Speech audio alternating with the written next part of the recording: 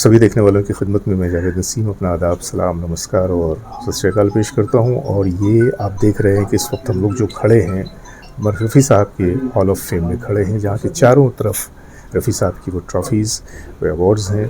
और उनके दरमियान मैं यहाँ पे खड़ा हूँ पंडित शिवराम जी के सुपुत्र श्री नवीन शिवराम जी के साथ।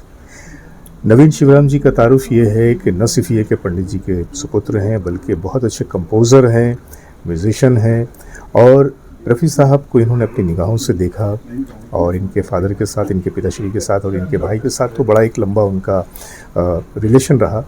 आज जब ये इनसे हमारी मुलाकात हुई तो इन्होंने मुझे एक वाक़या बताया और मैं चाहता हूँ कि वो वाक़या ये अपनी ज़ुबान से बताएं ताकि मैं उस वाक़े को आप लोगों के अमानत जो आप लोगों की है वो आपके हवाले कर दूँ।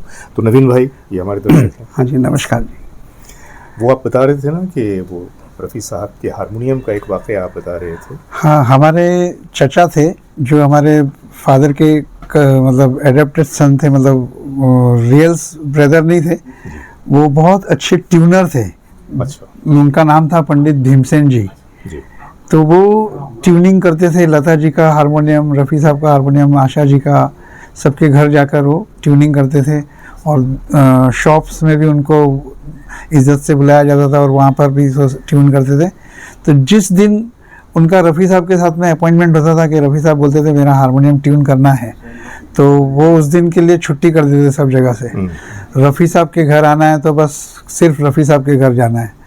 तो वो टाइमिंग दे देते थे 11 बजे 12 बजे आप आ जाइए कभी भी और आके हारमोनियम देख लीजिए और ट्यून कर दीजिए। तो हमारे चाचा आते थे भीमसेन जी, तो पंडित जी बोलते थे सब उनको, तो आके ट्यून करते थे। ट्यूनिंग के बाद में रफ़ी साहब बोलते थे खाना खाइए, खाना वगैरह हो गया, सब हो गया।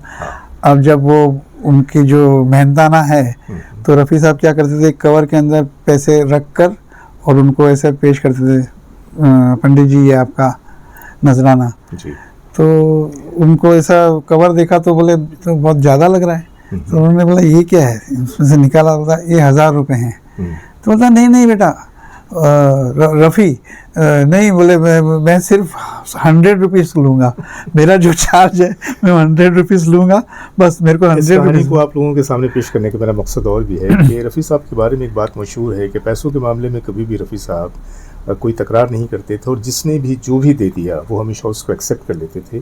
ये तो थी उनकी लेने की बात। हाँ, कभी कभी ऐसा भी हुआ कि उन्होंने फ्री में गाना गा दिया, कभी कभी ऐसा भी हुआ कि महज 1 रुपया लेके उन्होंने गाना गा दिया। तो ये तो थी लेने की बात। लेकिन उन्हीं रफ़ी साहब की जब देने की बात आती थी तो वो लोगों को कैसे नवाजते थे, इस कहानी में वो बात पोशीदा है कि जिस ज़माने में आपके चाचा जी, हाँ जी, वो नॉर्मली एक हारमोनियम को ट्यून करने का 25 रुपये 25 रुपये लेते थे। लेकिन रफ़ी साहब जब उन्हें बुलाते थे तो रफ़ी साहब के हारमोनियम को ट्यून करने के लिए रफ़ी साहब उसके बाद 1000 रुपये उन्हें दिया करते थे। गरचे पंडित जी लेते नहीं थे लेकिन 100 रुपये निकाल लेते थे, क्योंकि अब 25 रुपये लेना भी ज़रा फिर तौहीन हो जाती रफ़ी साहब की। तो महज 100 रुपये वो लेते थे और 900 रुपये वापस कर देते थे। लेकिन जब भी वो आते तो रफ़ी साहब उनको 1000 रुपये देते थे। तो और रफ़ी ज़रा सा ये जो हारमोनियम वो ट्यून करते थे उस हारमोनियम को भी तो लोगों को ज़रा दिखाइए। ये है वो रफ़ी साहब का हारमोनियम।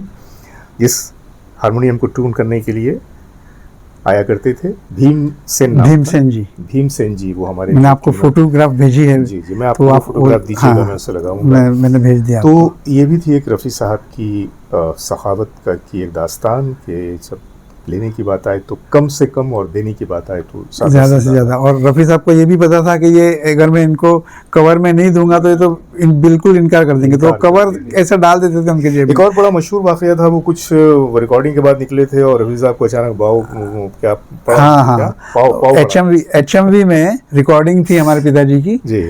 तो HMV में रिकॉर्डिंग हो गई ख़त्म और उसके बाद में जब 4 साढ़े 4 बजे रफ़ी साहब नीचे उतरे तो हमारे पिताजी ने हमारे बड़े भाई साहब से कहा, जुगल जी से, कि जाओ बेटा रफ़ी साहब को गाड़ी तक छोड़ के आ जाओ जी। तो जुगल जी बोले अच्छा चलो ठीक है। तो नीचे उतरे और गाड़ी आ गई, ज़हीर जी गाड़ी लेकर आ गए। तो रफ़ी साहब ने धीरे से आवाज़ में ज़हीर जी को बोला कि अरे वो जो बाहर वड़ा पाऊँ। तो ज़हीर जी बोला हाँ, तो बोलता है यहीं लेकर आ जाओ, अगर हम वहाँ चले गए और गाड़ी रोक कर वड़ा पाव लेंगे तो काफ़ी भीड़ काफी इकट्ठा लग हो जाएगी। जी। तो जुगल भाई बोले क्या क्या क्या, जहीर भाई बोले नहीं इनको वड़ा पाव खाना है, यहाँ का बहुत फेमस वड़ा पाव है चर्च गेट में। तो बोला नहीं नहीं मैं ले आता हूँ। बोलता अरे नहीं नहीं जुगल जी आप नहीं, ये तो जुगल जी बोलता अरे नहीं नहीं आप बैठो, दोनों जन आप बैठो, मैं लेके आ जाता हूँ।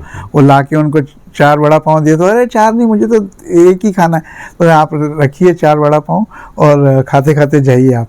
तो वो भी उनका वड़ा पाव का भी बड़ा शौक था उनका, मतलब वो बड़े चाव आपने से जुगल खाते। जी की बात कही, जुगल जी के साथ आपका जो रिलेशन था वो भी आप बताइए। और जो जुगल आपको उन्होंने- किशोर तिलकराज मेरे बड़े भाई साहब हैं। जुगल जी वॉयलिनिस्ट हैं, तिलक जी सिंगर भी थे और कंपोजर थे। जो जन्म जन्म का साथ भीगी पलकों में जो गाना उन दोनों की रचना है वो, थोड़ा सा 2 लाइन। हाँ, जन्म जन्म का साथ है तुम्हारा हमारा, तुम्हारा हमारा, ये गाना उनका था जुगल अगर किशोर न मिलते तिलकराज इस का। जीवन में लेते जन्म दोबारा। अगर न मिलते इस जीवन में लेते जन्म दोबारा, क्या जन्म जन्म क्या का बात। साथ है तुम्हारा हमारा, तुम्हारा हमारा।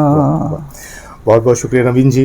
तो मेरी ये कोशिश हमेशा रहती है कि मैं ऐसे लोगों को तलाश करके आप लोगों के सामने पेश करूं कि जिनके पास रफ़ी साहब के कुछ बड़े ही अनमोल किस्से हैं। और ऐसा ही ये किस्सा, बल्कि किस्सा क्या, एक हकीकत मैंने आप लोगों के सामने पेश कर दिया। उम्मीद है कि पसंद आया होगा। और कल रफ़ी साहब की बरसी है, 44 साल पूरे होने को हो गए। दुआ कीजिए कि रफ़ी साहब जहाँ भी हैं ऊपर वाला उन्हें इज़्ज़त दे, तौफ़ीक़ दे, उनके नाम को सदा इसी तरह से कायम रखे और उन्हें जन्नतुल फिरदौस में आला से आला मकाम अता करे। बहुत बहुत शुक्रिया। खुदा हाफिज़। नमस्कार। Thank you.